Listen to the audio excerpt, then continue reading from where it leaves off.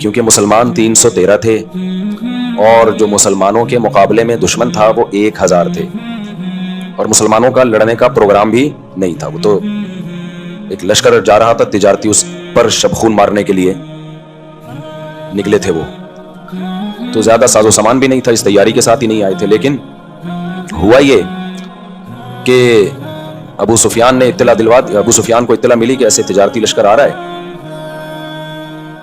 تو یہ 313 لوگ ہیں، تو اب ہم گھیر کے ان کو قتل کر دیتے ہیں. اب میرے ذہن سے نکل گیا ابو سفیان لشکر وہ تجارتی قافلے کے امیر تھے یا وہ مکہ میں تھے، کسی کے ذہن میں ہو تو بھی میں نے ریکارڈ بھی کروایا لیکن دماغ سے نکل گیا. خیر چلو، تو اب ہوا یہ کہ ادھر سے ابو جہل نے لشکر تیار کر کے بدر کے مقام پہ بھیج دیا. یعنی اس کی مثال ایسے ہے جیسے آپ کا دشمن جو ہے نا کچھ تجارتی مال لے کے جا رہا ہو جس سے آپ کی جنگ چل رہی ہو. پوری کوشش ہوتی ہے نا بھئی جنگی ہے، اس سے تو کوئی معاہدہ ہے نہیں. تو مدینہ منورہ میں صحابہ کے حالات بہت خراب تھے، مالی اعتبار سے اکنومیکلی بہت کمزور تھے، اور اس کمزوری پر مجبور بھی مشرکین مکہ نے کیا، ان کو ان کے گھروں سے نکلنے پر مجبور کیا. تو ایسی صورت میں شرعاً جائز ہے کہ جن لوگوں نے آپ کے ساتھ یہ حال کیا ہے اور آپ کا ان سے کوئی ایگریمنٹ بھی نہیں ہے تو آپ ان کے مال پہ شبخون مار سکتے ہیں، کیونکہ وہ دارالحرب ہے نا، کوئی ملکوں کا ایگریمنٹ تو ہے نہیں. ایسے ہی ہے جیسے آپ کسی ملک میں بغیر ویزے کے چلے جاؤ تو اس ملک کے لیے حلال ہے، بارڈر پہ گولی بھی مار سکتا ہے آپ کو، پوری دنیا میں لا ہے یہ، اور آپ کا سارا مال بھی آپ سے چھین سکتا ہے. تو آپ صلی اللہ علیہ وسلم کو علم ہوا کہ بھئی ایسے تجارتی قافلہ آ رہا ہے، تو آپ نے 313 افراد تیار کیے، چلو بھئی ہم جا کے حملہ کرتے ہیں اور وہ سارا تجارتی مال ہم قبضہ کر لیتے ہیں. سے بھی پتہ چلتا ہے دیکھو نبی نے اسباب بھی اختیار کیے ہیں. اور یہ جو آج کل بہت سارے لوگ بلا وجہ کے صوفی بنے ہوتے ہیں، نہیں اسلام میں تو بہت اخلاق ہیں، نہیں دیکھو ہم تو میٹھے میٹھے. نہیں بھائی، جو کام آپ کے لیے ضروری ہے اسباب کی دنیا میں وہ تو کرو پہلے. نبی نے 313 افراد تیار کیے، جا کے ہم نے کیا کرنا ہے؟ شبخون. بزدل جو لوگ ہوتے ہیں نا جن کو لڑنے کا زندگی میں کبھی ہے ہی نہیں، جس قوم میں لڑائی کی فائر پن ہی نکل گئی ہو وہ قومیں کبھی بھی زندہ نہیں رہتی ہیں. پوری دنیا میں ہمیشہ سے یہ اصول چلا رہے ہیں. آج فلسطین کیوں بچا ہوا ہے غزہ کی پٹی، آگے کھڑے ہوئے ہیں سینے تان کے، اور آپ ان کی ویڈیوز دیکھو، ان بچوں کے حوصلے دیکھ کے چیخیں مارنے کو دل کرتا ہے. کل ایک پاکستانی آئے ہیں، میرے ذہن سے ان کا نام نکل گیا، وہ بتا رہے میں جو وزٹ کر کے آیا ہوں وہاں زخمی بچوں کے حوصلے کتنے بلند ہیں، زخمی بچوں کے. ہم لوگوں کے بچے دیکھو کیا بنا دیا ہے ہم لوگوں نے، کیسے ممی ڈیڈی بن چکے ہیں، وہاں بم برس رہے ہیں اور ان بچوں کے حوصلے دیکھ، ذرا بھی ان کو کوئی شرمندگی نہیں ہے. حوصلے ہیں ان کے ہم کہ اللہ ہمیں ہی فتح دے گا.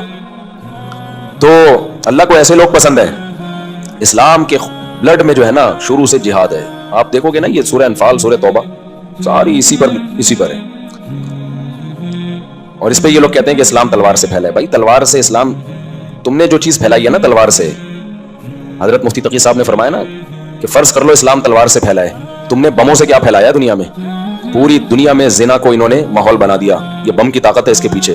ہومو سیکسولیٹی کو پوری دنیا میں پروموٹ کیا جا رہا ہے. اس کے پیچھے اخلاق نہیں ہے، اس کے پیچھے کیا ہے؟ بم ہے. آپ جاؤ یورپ میں اسکولوں میں، آپ کا بچہ ہومو سیکسولیٹی پڑھنے پر مجبور ہے. ماں باپ شکایت نہیں لگا سکتے کہ ہمارے بچوں کو کیا گند سکھا رہے ہو، نہ پیچھے سے فورس کیا جائے گا آپ کو کہ نہیں آپ کے بچے کو یہ پڑھنا پڑے گا. وہاں گرل فرینڈ آپ کا بچہ بنا رہا ہے، آپ سختی نہیں کر سکتے بچے کے اوپر. قانون کس کو سپورٹ کرے گا؟ بچے کو. تو یہ بم کی طاقت ہے نا پیچھے. تم نے بم کی طاقت سے دنیا میں کیا، بہت سے یورپ کے کنٹریز ہیں نشہ لیگل ہے. آپ کا بچہ نشہ کر رہا ہے، بچے کو نہیں روک سکتے. چرس پی رہا ہے، نہیں روک سکتے آپ. اس کو شیلٹر کون دے گی؟ اسٹیٹ شیلٹر دے گی.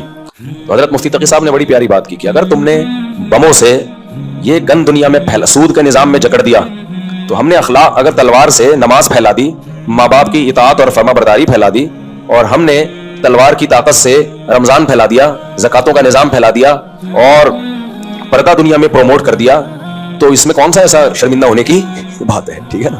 اسلام کا جہاد کا فلسفہ فساد کے لیے نہیں ہے، دنیا سے فساد کو ختم کرنے کے لیے.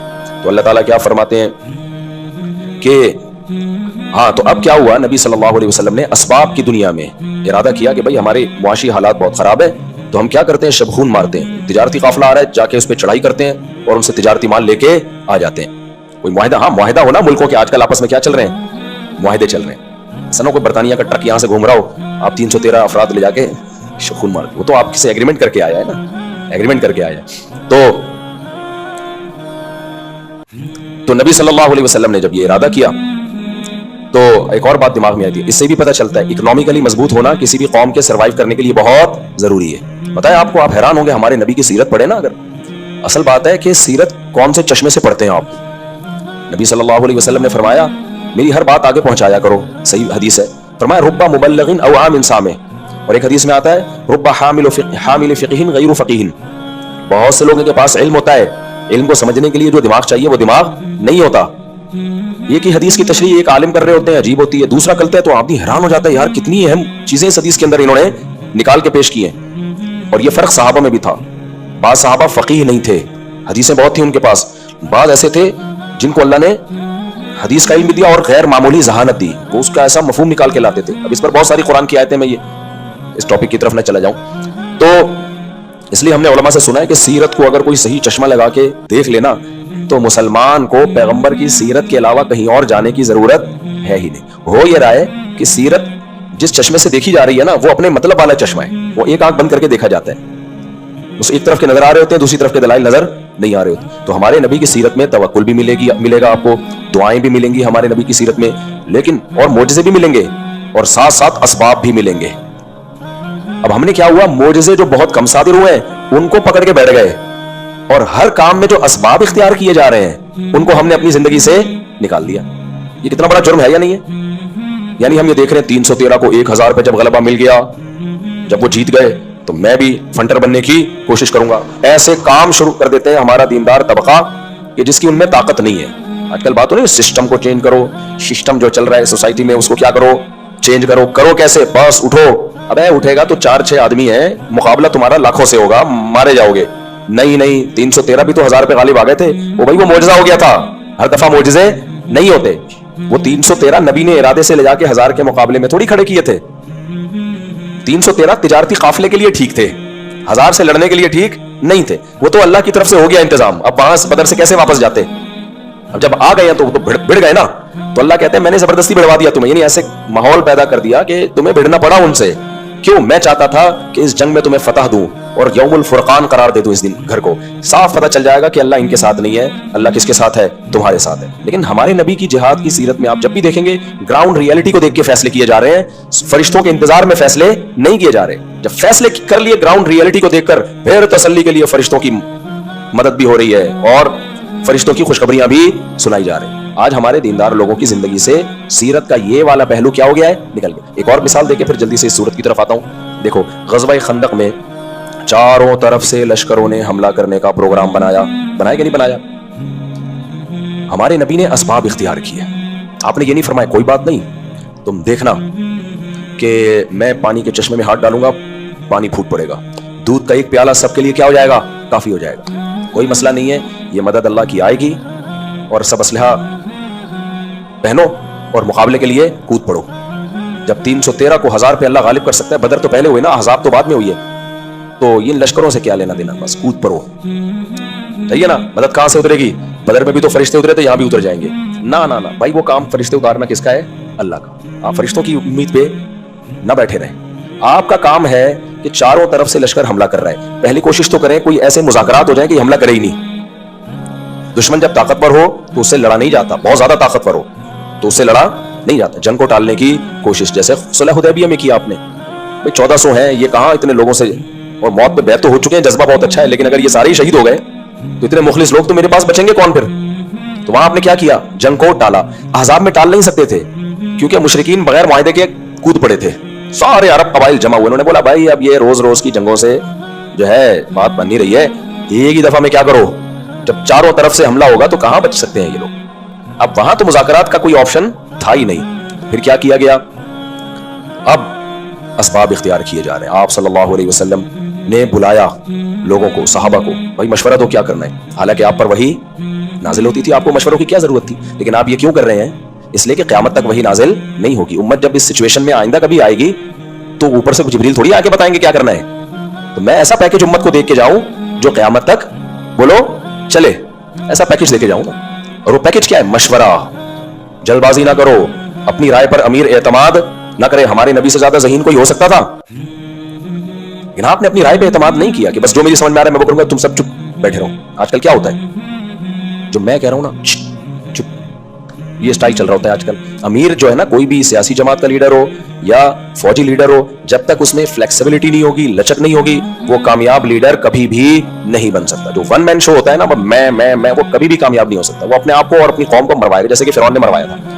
فرعون نے جب درباریوں سے مشورہ کیا نا کہ یہ موسیٰ کی تحریک بہت چل رہی ہے, موسیٰ علیہ السلام, تو درباری نے کہا کہ بھائی سن تو لو, شاید صحیح کہہ رہے ہوں, ٹھیک ہے نا, اور پچھلی امتوں کا تو حشر تم نے دیکھ لیا ہے. اتنی زبردست اس نے پوری تقریر کی تھی. تو فرعون نے کہا میں وہی کہوں گا جو میری کھوپڑی میں آ رہا ہے. بس خود بھی مرا اور پبلک کو بھی مروا دیا. کرنا تو وہی ہے جو آپ کی کھوپڑی میں آ رہا ہے, لیکن کھوپڑی میں آنے سے پہلے جو دوسروں کی کھوپڑیوں میں آ رہا ہے اس کو بھی مارکیٹ میں لاؤ, اینالائز کرو, تجزیہ کرو, اس کے بعد فیصلہ کرو کہ صحیح کیا ہے, غلط کیا ہے. مانا امیر ہی کی بات جائے گی, خوب سمجھ لو. اور امیر کے لیے جائز نہیں ہے کہ اس کی کھوپڑی میں کچھ اور رہا ہے اور فیصلہ آپ کی کھوپڑی کے مطابق کر دے. وہ کل بیان میں کمنٹس کی وجہ سے کھوپڑی کا لفظ استعمال نہ کیا کریں. تو امیر فیصلہ اپنی ہی کھوپڑی کے مطابق کرے گا, لیکن وہ تھوڑی دیر کے لیے یہ فیصلہ کرے گا کہ بھائی مجھے کچھ بھی نہیں پتا, نیوٹرل ہو جائے وہ. پھر وہ لوگوں سے مشورے لے, اس کے بعد دیکھے کہ کس کے مشورے میں جان ہے, کس کے مشورے میں جان نہیں ہے. اس کے بعد جا کے رائے قائم کرے اور پھر اس پہ ڈٹ جائے. رائے اس کی اپنی ہی ہوگی, اور عین ممکن ہے جتنی رائے سب کی اس کے سامنے آئے, امیر کی رائے سب کے اگینسٹ ہو, یہ بھی جائز ہے, کوئی بات نہیں. آپ کسی کی رائے پر عمل نہ کریں, لیکن رائے لیں ضرور. اس سے کم از کم یہ پتا چل جائے گا آپ کو کہ جو کام آپ کرنے جا رہے ہیں اس کے مثبت اور منفی, پازیٹو اور نیگیٹو تمام پہلو آپ کے سامنے آ جائیں گے, تو آپ کے لیے فیصلہ کرنے میں آسانی ہوگی. سمجھتے ہو کہ نہیں سمجھتے؟ اور اگر فیصلہ ایسا ہو, ایک بڑی دلچسپ بات اور بھی ہے اس میں, ایسا فیصلہ ہونا جس میں آپ کو پتا ہے کہ میں صحیح ہوں, لیکن میں یہ صحیح فیصلہ اگر سب پہ تھوپوں گا نا تو مانیں گے نہیں لوگ, تو پھر لوگوں کی رعایت بھی کر لینی چاہیے امیر کو. آپ حیران ہو گئے, پتا ہے اللہ میاں جو ہے نا, اللہ میاں وہ بھی تھوڑا سا پبلک کی ڈیمانڈ کا خیال کرتے ہیں.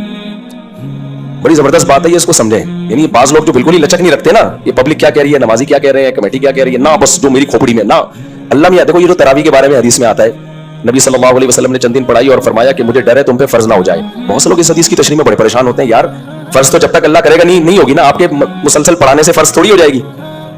جب تک اللہ کی طرف سے وحی نہیں آئے گی کہ فرض ہے تو فرض ہوگی. یہ بہت سے لوگ سوال پوچھتے ہیں. تو پتہ ہے مسئلہ کیا ہے, شریعت میں بہت سے حکام ایسے ہیں جو پبلک کی بھی ڈیمانڈ تھی اور نبی کی بھی خوشی تھی, اللہ نے فرض کر دی. وہ بعض کام ایسے نبی چاہتے تھے, امت نہیں چاہتی تھی, اللہ نے وہ بھی فرض نہیں کی, ٹھیک ہے نا. جیسے نبی نے فرمایا کہ میں چاہتا ہوں کہ لوگ عشاء کی نماز 1/3 رات تک مؤخر کریں, لیکن آپ نے دیکھا کہ صحابہ کی چاہت یہ نہیں ہے. وہ نیند سے نا مسجد میں جھوم رہے ہوتے تھے. عشاء کی نماز کا ٹائم تھا, آپ صلی اللہ علیہ وسلم حجرے سے تشریف ہی نہیں لا رہے, اور پیچھے عورتیں بھی بچے بھی سب اونگ رہے ہیں بیٹھے بیٹھے نا, ان پہ بڑا شاک گزر رہا ہے. اب کسی کی ہمت بھی نہیں ہو رہی کہ بلائے. صحیح حدیث ہے یہ. حضرت عمر تھے ذرا دل گردے والے, انہوں نے فرمایا نامت النساء والصبیان, عورتیں بچے سو رہے ہیں, سب جھوم رہے ہیں. نبی کے حجرے کی طرف نہ آواز دی انہوں نے. پھر آپ صلی اللہ علیہ وسلم تشریف لائے, فرمایا اگر مجھے امت پر خوف نہ ہوتا تو میں تمہیں حکم دیتا کہ اس نماز کو دیر تک مؤخر کرو. لیکن صحابہ کی یہ چاہت نہیں تھی, کیونکہ بہت تھکے ہوئے ہوتے تھے. تو نبی کی چاہت تھی, صحابہ کی نہیں تھی, اس لیے اول وقت میں پڑھی جا رہی ہے. کیا خیال ہے؟ اسی طرح حدیث میں آتا ہے نبی نے بہت زیادہ مسواک کی ہے, بہت زیادہ مسواک کی. آپ نے فرمایا اگر مجھے امت پہ مشقت کا خوف نہ ہوتا میں ہر نماز میں مسواک کو لازم قرار دے دیتا. لیکن مشقت ہے, کیا مطلب تم یہ افورڈ نہیں کر پاؤ گے. صحابہ کا شوق نہیں تھا اتنا زیادہ مسواک کثرت سے استعمال کریں. اس کی اور بھی مثالیں ملتی ہیں.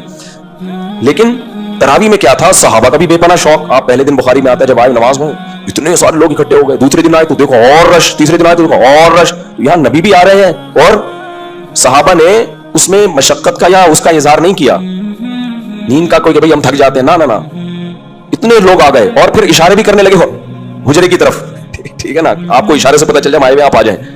پھر آپ کو لگا میرا تو شوق ہے اور امت کا بھی شوق ہے, تو اپنا شوق ختم کرو تاکہ یہ نماز واجب نہ ہو جائے, کیونکہ یہاں امت کا شوق بہت زیادہ تھا.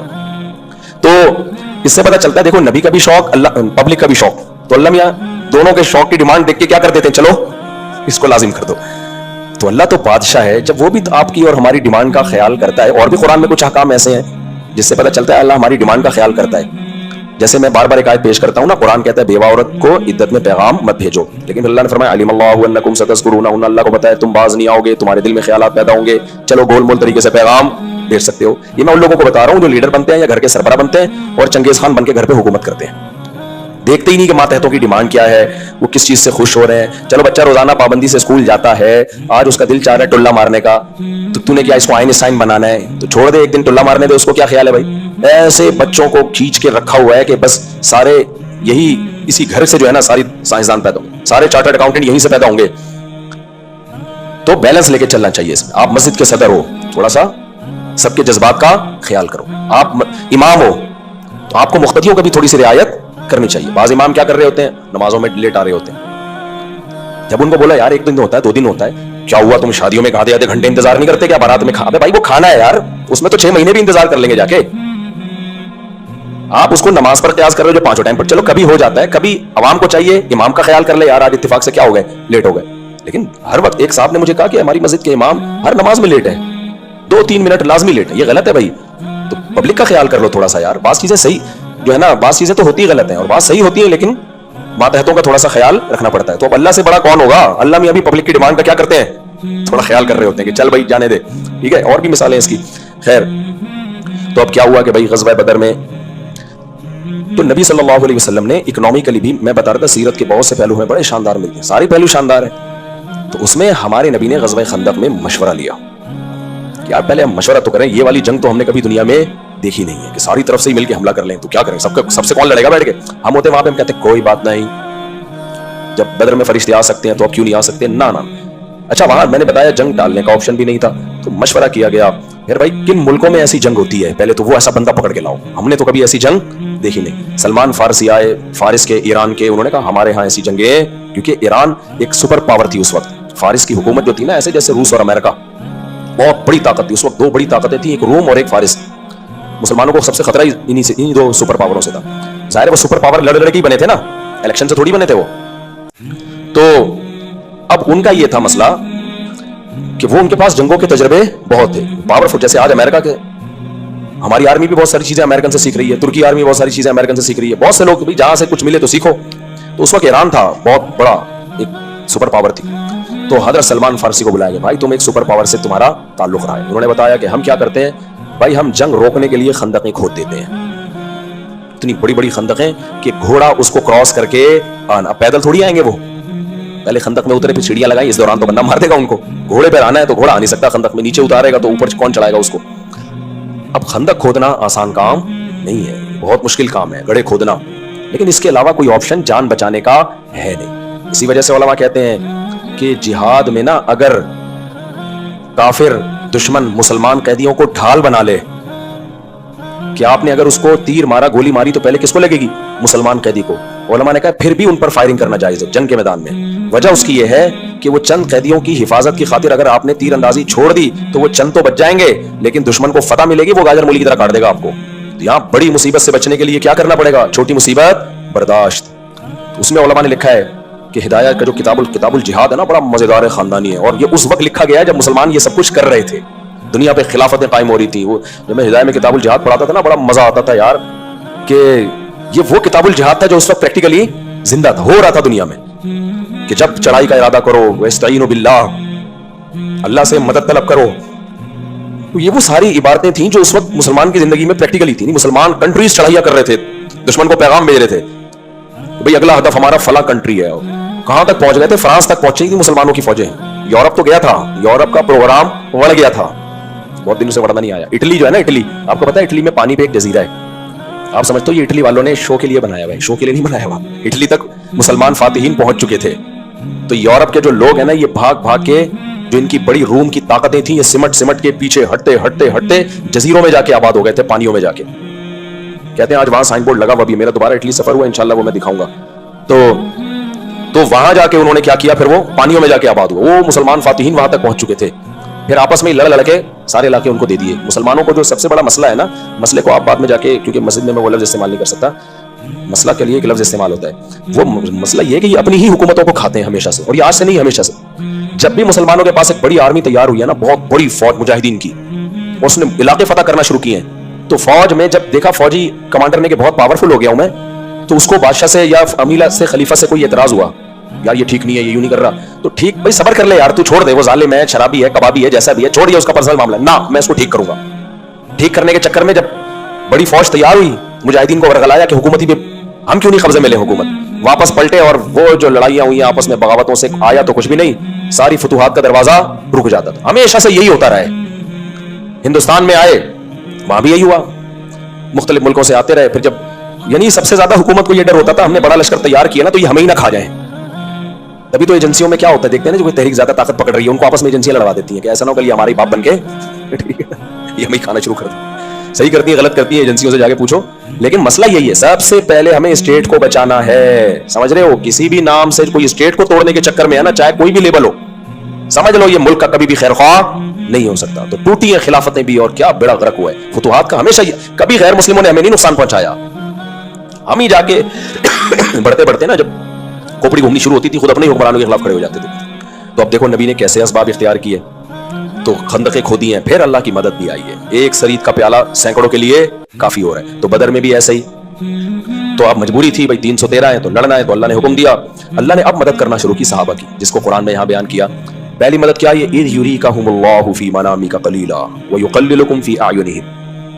अल्लाह ने उनको दिखाया, मुशरिकीन को सहाबा ज्यादा करके दिखा दिए और सहाबा को मुशरिकीन कम करके। तभी जंग में ना मोराल बुलंद रखना ये बड़ा जरूरी होता है। हालांकि 1000 थे लेकिन उनको देखने में क्या लग रहे थे? कम। और ये 313 थे, देखने में क्या लग रहे थे?